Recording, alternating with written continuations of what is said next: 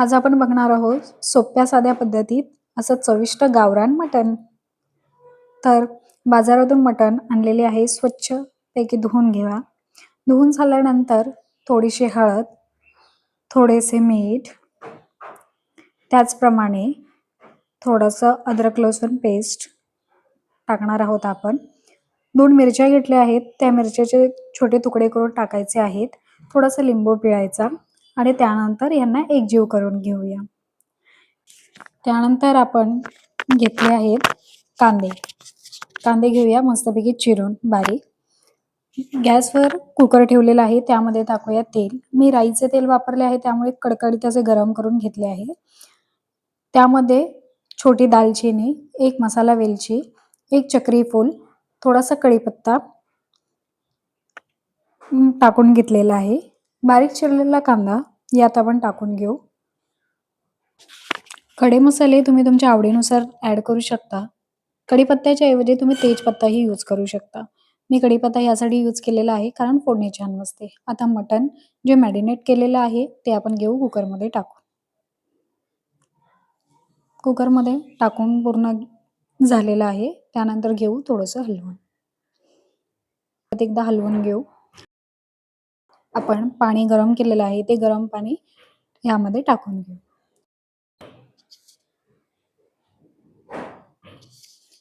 गरम पाणी टाकल्यामुळे मटणाला खूप छान चव येते आणि तरी येण्यासही खूप मदत होते.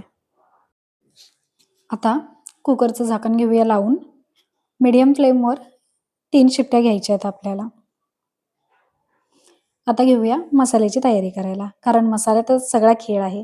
कांदा, खोबरं मी गॅसवर भाजून घेतलेलं आहे, तर ते आपण बारीक तुकडे करून भांड्यामध्ये घेत आहोत. त्यानंतर थोडासा लसूण, थोडासा अद्रक, 1 इंच तुकडा चालेल. त्यानंतर धुवून घेतलेली कोथिंबीर टाकायची आपल्याला. देठासकट टाकायची, खूप छान चव येते. त्यानंतर टाकायचं आहे आपल्याला जिरं. जिरं टाकून झाल्यानंतर आपण हे घेऊया वाटण बारीक करून. वाटण बारीक झालेलं आहे. आता कढई ठेवली आहे आपण गॅसवर, त्यामध्ये घेऊया तेल गरम करून.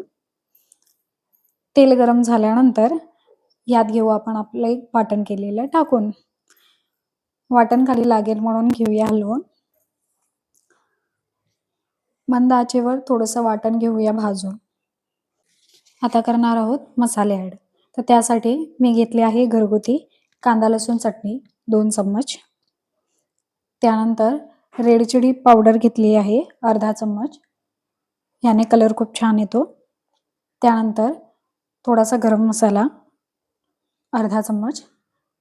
त्यानंतर अर्धा चम्मच मटन मसाला. त्यानंतर थोडीशी हळद. हळद टाकून झाल्यानंतर हे मसाले घेऊया आपण एकजीव करून. मसाले छान परतून झाल्यानंतर मसाल्याला अशा प्रकारे तेल सुटेल. तेल सुटल्यानंतर आपण जे कुकरमध्ये मटण शिजवून घेतलेलं आहे ते आपल्याला घ्यायचं आहे टाकून. तर मटण टाकून झालेलं आहे. मीडियम फ्लेमवर उकळी येऊ द्या. त्यानंतर बघा तरी आलेली आहे. आहा हा. अशाच झणझणीत रेसिपीसाठी लाईक, शेअर, कमेंट आणि सबस्क्राईब करायला विसरू नका. आता चवीनुसार मीठ आणि कोथिंबीर टाकून घ्या. हा झालेला आहे आपला झणझणीत गावरान असा झटपट रस्सा.